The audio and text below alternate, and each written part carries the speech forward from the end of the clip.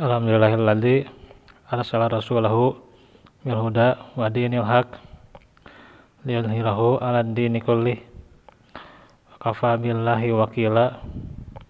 Asyhadu an la ilaha illallah wahdahu la syarikalah wa asyhadu anna Muhammadan abduhu wa rasuluh alladzi la nabiyya ba'dah.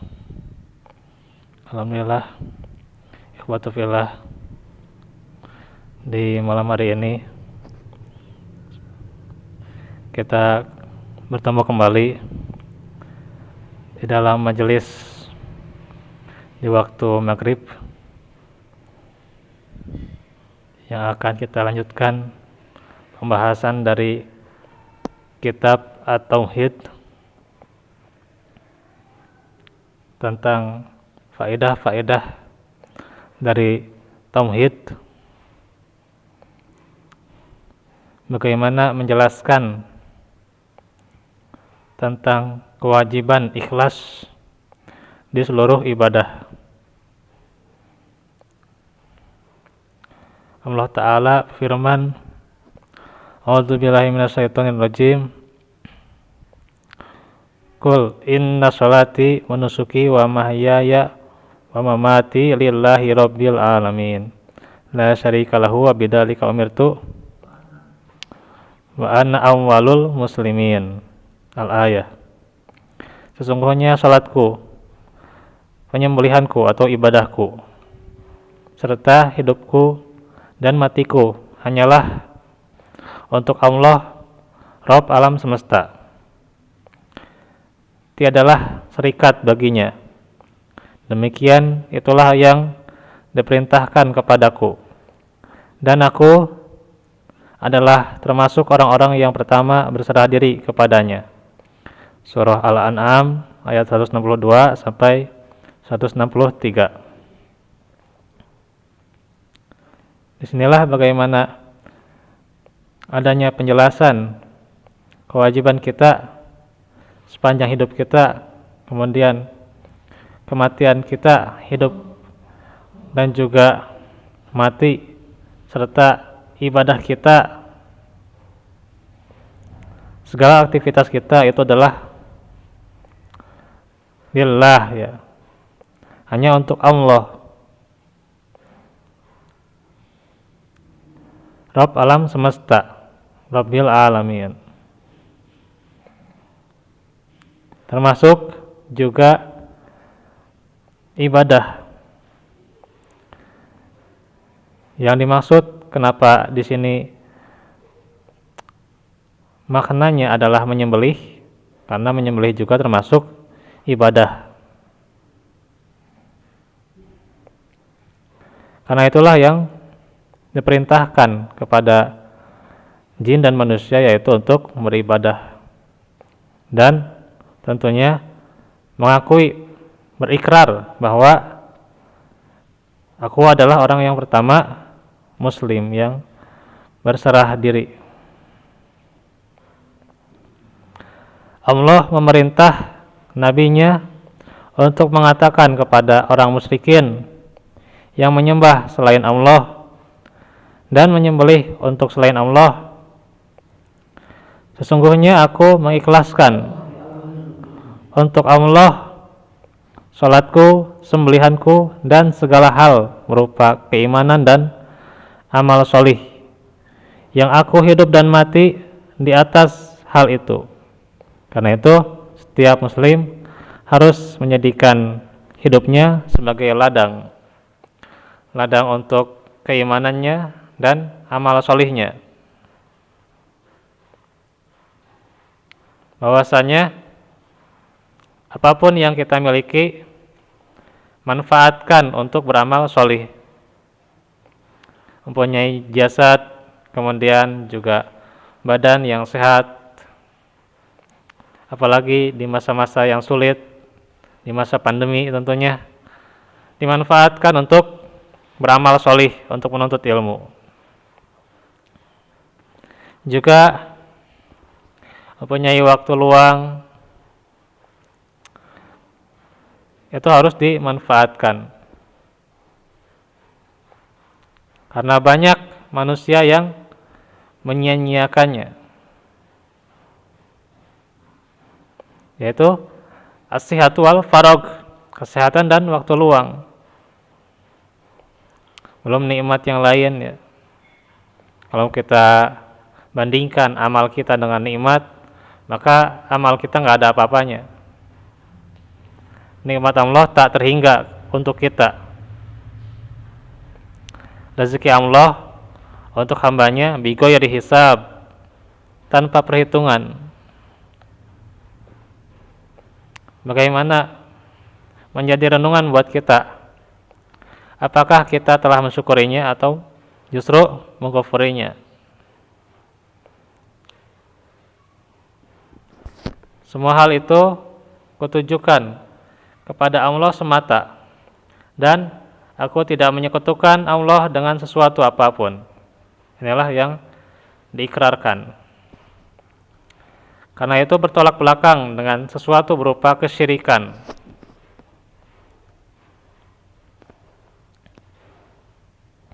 Yang kalian berada di atas kesyirikan tersebut. Yang kebanyakan bagaimana orang-orang musyrikin berada di atasnya. Maka orang-orang yang salih berbeda. Mereka mengamalkan tauhid, di mana kita tahu bahwa Nabi itu yang pertama, orang yang diberi nikmat.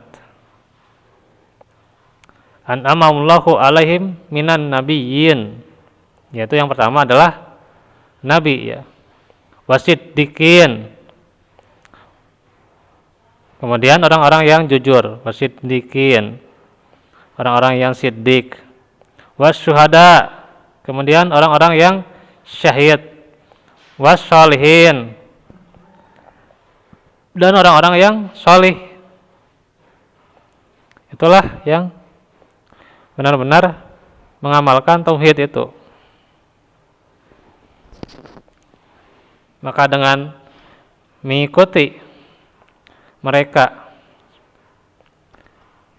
akan mengamalkan tauhid yang dibenarkan oleh Allah Subhanahu wa taala. Sehingga kewajiban seorang muslim yang harus ia jalankan adalah ikhlas dalam setiap ibadah. Faedah ayat yang pertama, bahwa menyembelih untuk selain Allah adalah syirik akbar.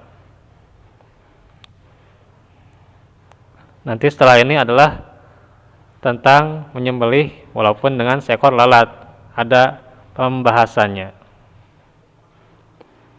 Bagaimana dia datang ke sebuah daerah, kemudian penduduk di situ menyuruh menyembelih walaupun seekor lalat. Yang satu selamat karena tidak mau menyembelih, tapi yang satu justru celaka karena dia justru menyembelih, sehingga ancamannya annar, neraka. Yang tidak menyembelih ya selamat, karena kan dia tidak mempersembahkan kepada selain Allah.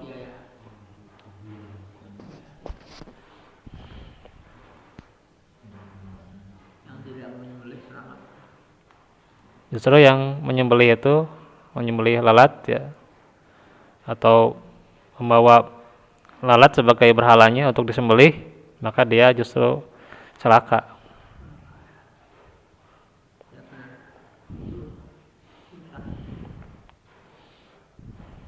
Karena Allah menggandengkan penyebutan di dalam ayat ya, yaitu dengan sholat ya. Inna sholati wa nusuki wa mahyaya wa mamati. Sholat dan menyembelih digandengkan ya, dua amal itu. Sebagaimana seseorang yang mendirikan sholat untuk selain Allah, berarti dia telah berbuat kesyirikan. Demikian pula orang yang menyembelih untuk selain Allah, berarti dia telah berbuat kesyirikan.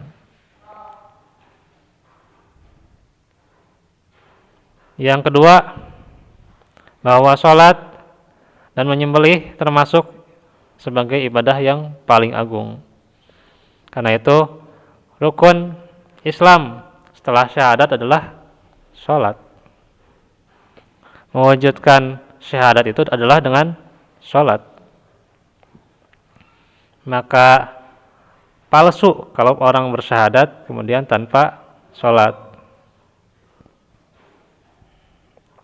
atau meninggalkan sholat. Bahkan kekufuran yang nyata ketika meninggalkan sholat.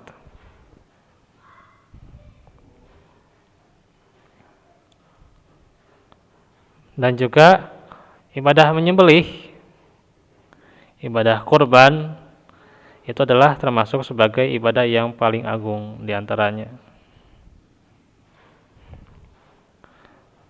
Menyembelih hanya misalnya untuk sedekah juga, atau menyembelih untuk akikah di hari yang ketujuh ya, yang sunnah, atau termasuk juga kurban, itu adalah ibadah yang agung karena dia mempersembahkan sesuatu hanya untuk Allah. Kalau dia niatnya untuk Allah, bukan kepada yang lainnya.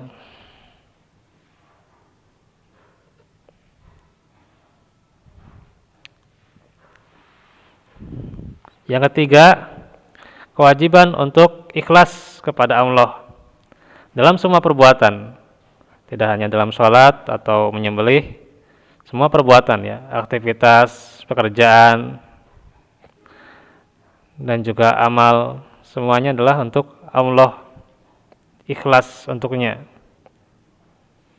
Tidak boleh dibagi-bagi niatnya, tidak boleh menduakan Allah dalam niatnya, hanya untuk Allah saja. Termasuk mencari wasilah pekerjaan itu adalah untuk Allah, bukan untuk semata-mata profesinya. Inilah yang harus kita pahami, bahwa Allah yang mensyariatkan kewajiban kepada kita, dan harus kepada Allah kita juga menjalankan kewajiban itu. Niatnya untuk Allah saja. Wa ma umiru illa liya'budullaha mukhlishina lahuddin. Dan tiadalah mereka diperintahkan kecuali untuk beribadah kepada Allah ikhlas dalam dinul Islam, menjalankan berbagai ibadah dalam Islam. Yang keempat, bahwa ibadah adalah tauqifiyah. Tauqif itu adalah ada perintahnya, ada syariatnya, ada dalilnya, itulah ibadah. Bukan ibadah bikin sendiri atau ibadah mengada-ngada, itu bukan ibadah. Walaupun dia niatnya ibadah, tetapi hakikatnya bukan ibadah. Karena ibadah itu ada SOP-nya ya, ada jungkak, ada apa itu peraturannya gitulah. Bagaimana tauqifiyah, ada kesesuaian dengan perintah pembuat syariat, yaitu Allah Subhanahu wa taala. Karena itu disebutlah di dalam ayat ini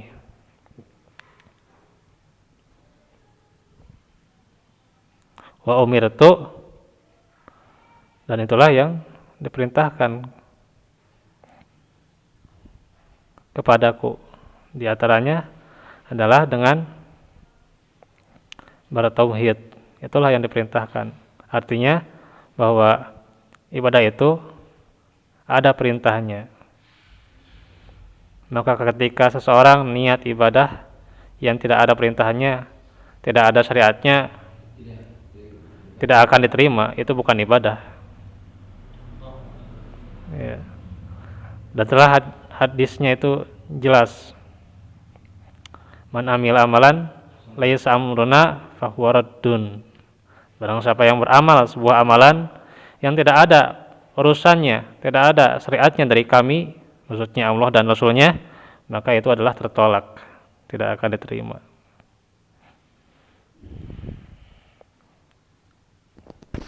Karena itu segala macam amal yang dilakukan harus ada dalilnya, tidak boleh mengada-ada atau dengan alasan karena nenek moyang atau karena alasan gurunya, ajengannya dan sebagainya. Maka barang siapa yang berdalil selain Allah dan Rasulnya, itu adalah tertolak dalilnya.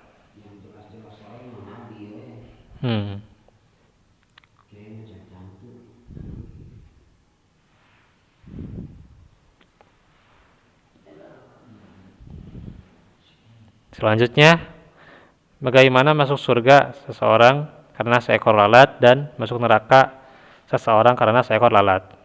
Ini ada hadisnya cukup panjang ya, dari Thariq bin Syihab radhiyallahu anhu. Kita baca terjemahnya. Ada seseorang yang masuk ke dalam surga karena seekor lalat, tetapi juga ada yang seseorang masuk ke neraka karena seekor lalat. Para sahabat bertanya, bagaimana hal itu terjadi, wahai Rasulullah?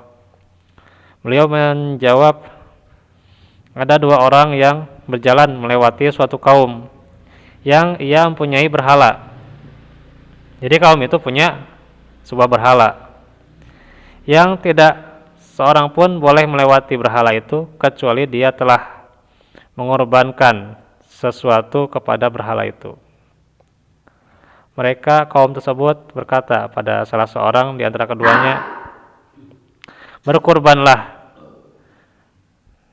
Dia menjawab, aku tidak mempunyai sesuatu apapun untuk berkurban. Mereka menjawab lagi, berkurbanlah walaupun hanya seekor lalat. Walau kana dubaban. Dengan seekor lalat, maka mereka pun membiarkan dia lewat. Oleh karena itulah dia masuk ke neraka. Kemudian mereka berkata pada yang lainnya, berkurbanlah. Dia menjawab, aku tidak punya sesuatu untuk berkurban, dan aku pun tidak akan pernah mengorbankan sesuatu apapun kepada selain Allah Azza wa Jalla. Maka dia tidak akan mengorbankan walaupun hanya seekor lalat. Maka ia pun meninggal karena dipenggal lehernya. Jadi lehernya dipenggal. Oleh karena itulah dia masuk surga. Hadis riwayat Ahmad.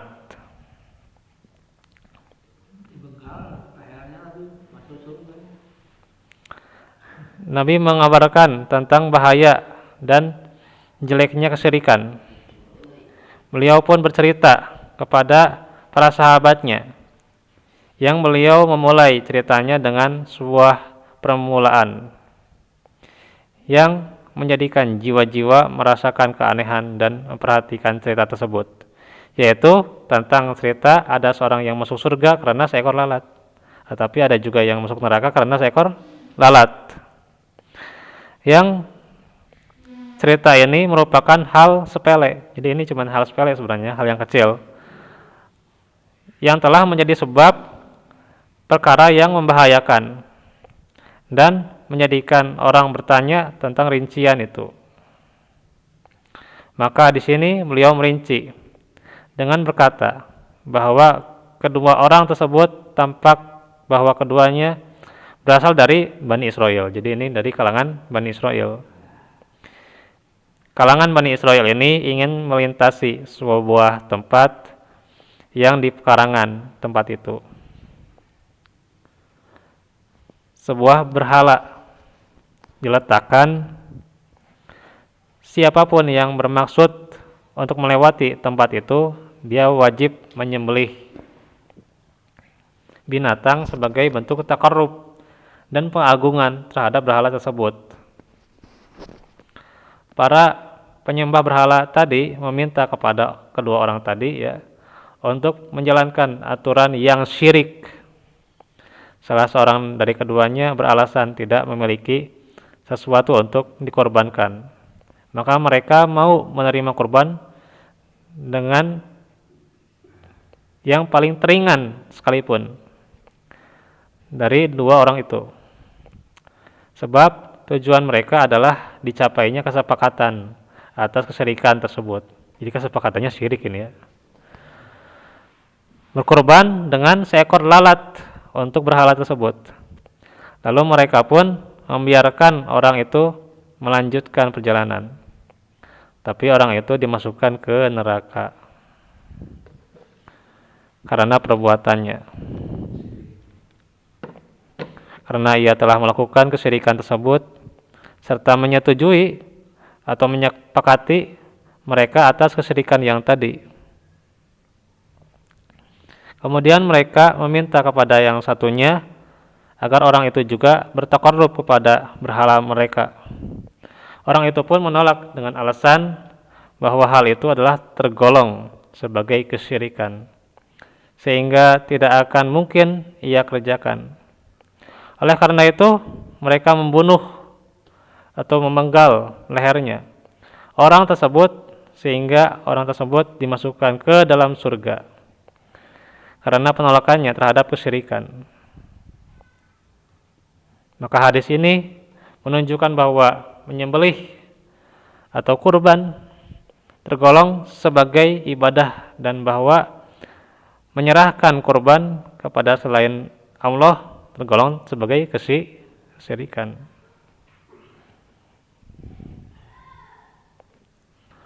Faedah hadis pertama, penjelasan tentang bahaya syirik. Meskipun itu adalah hal yang sepele ya, hal yang kecil, yang sepele itu hanya seekor lalat gitu ya, tetap aja syirik gitu kan, walaupun hanya kecil. Yang kedua, bahwa kesyirikan mewajibkan pelakunya ke neraka, sedangkan tauhid mewajibkan pelakunya ke surga.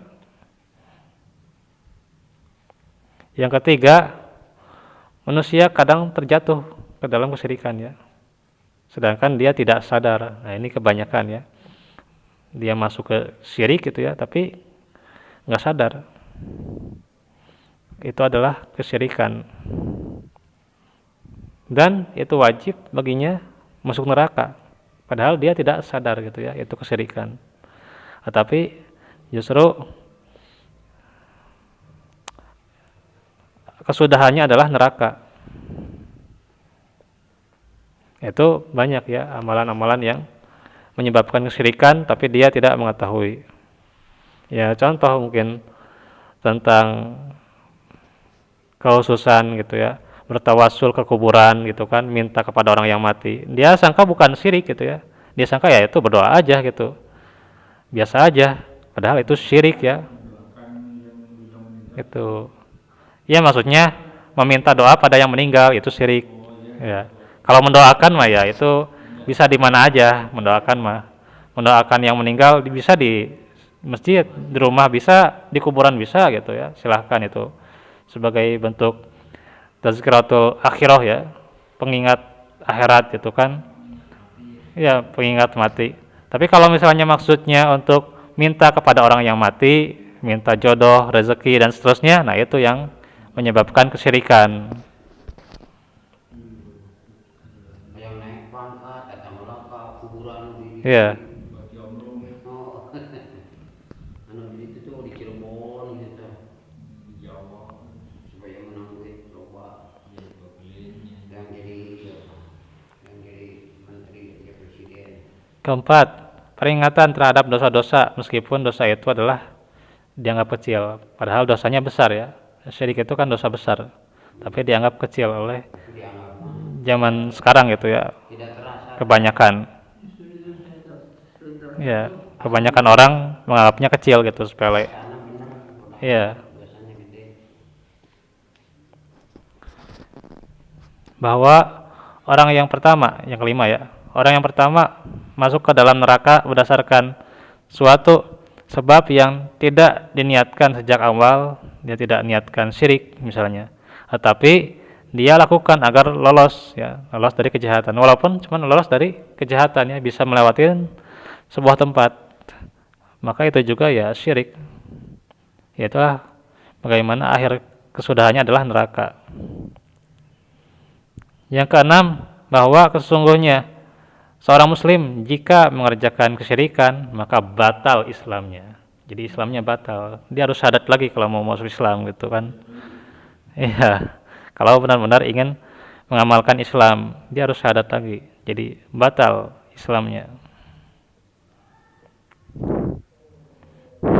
Dan akan masuk ke dalam neraka orang yang syirik itu. Selain batal Islamnya, layah baton amaluk, kemudian dia termasuk orang yang rugi ya, wala takunanna minal khosirin. La takunanna minal khosirin ya.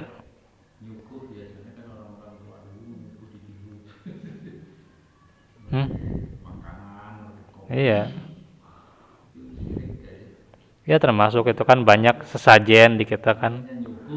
Iya, dengan kemenyan kan, niatnya kan mungkin nggak ngerasa syirik, padahal itu ya termasuk gitu. Karena dia menyerahkan, mempersembahkan kepada selain Allah. Ya, 2 menit lagi ya. Demikian sebab orang tersebut sebelumnya adalah muslim. Jadi sebelumnya dia Islam ya. Kalau dia bukan seorang muslim, tentu tidak akan dikatakan ada seorang yang masuk ke dalam neraka karena seekor lalat. Jadi asalnya dia muslim, namun karena dia syirik, batalah Islamnya. Kemudian dia masuk neraka. Yang ketujuh, bahwa sesungguhnya yang dinilai adalah amalan hati, meskipun amalan anggota badannya kecil dan sedikit. Jadi yang paling dinilai itu diantaranya adalah hatinya. Karena hati itu adalah tonggaknya amal gitu ya. Niatnya misalnya solih, dia berarti amalnya solih. Tapi kalau niatnya jelek ya, dia amalnya jelek. Kedelapan, bahwa menyembelih adalah ibadah, maka memalingkan kepada selain Allah adalah syirik besar.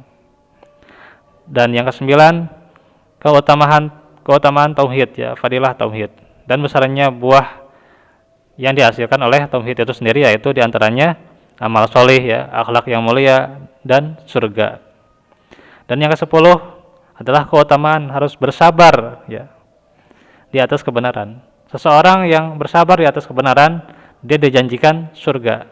Janjinya adalah surga. Orang yang bersabar. Nah, itulah dari pembahasan kitab tauhid, 2 pembahasan sekaligus ya. Insyaallah besok kita lanjut lagi pembahasan tentang kisah Nabi Ibrahim. Walafu minkum barakallahu fikum. Subhanakallahumma bihamdika asyhadu an la ilaha illa anta astaghfiruka wa atubu ilaik. Wa akhiru da'wana alhamdulillahirabbil alamin.